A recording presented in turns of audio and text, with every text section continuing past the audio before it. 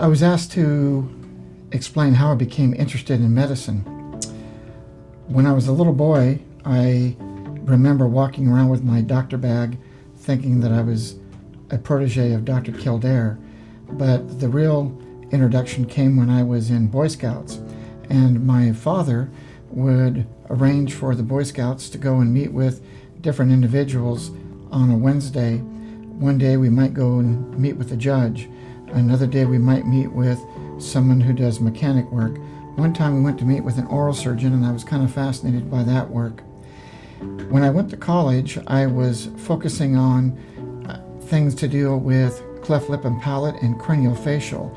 And it wasn't until my junior year in college that I learned that it was the plastic surgeon that took care of those types of injuries or medical problems and not an oral surgeon. So I switched to pre-med, quickly applied to medical school, and fortunately I was accepted at Tulane University School of Medicine, which was 15th in the country.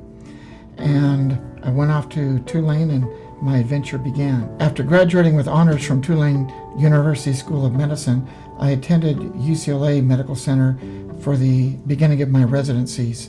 I spent a total of 10 years after medical school in residencies and fellowships, beginning at UCLA in 1985.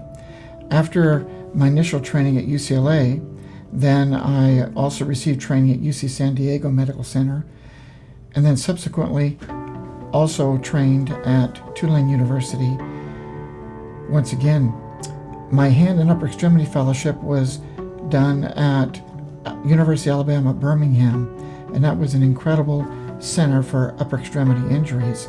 We received injuries from multiple states, and when it was your turn to be on call as a fellow, which was 1 out of every 3 nights, you would be up all night long performing complex surgeries, taking the residents through these surgeries as the leader of the surgical team. Fortunately, also at University of Alabama, Birmingham, you as the fellow did the surgery. So instead of having an attending or a professor do the surgery, it was required that you studied everything necessary to be prepared for each operation, and then you did the surgery while they actually held the hooks instead of the other way around, which takes place at many of the centers in the country. After completing 10 years of residencies and fellowships, I established a practice in Fresno, California. At the time, I was the first hand fellowship trained surgeon to come to Fresno in the greater Central Valley area. And that was a wonderful experience.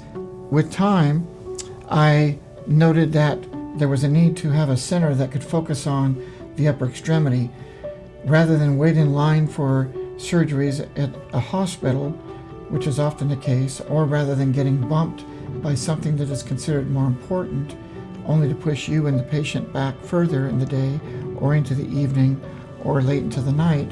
I found it much more efficient to have a center where the entire focus was on the upper extremity.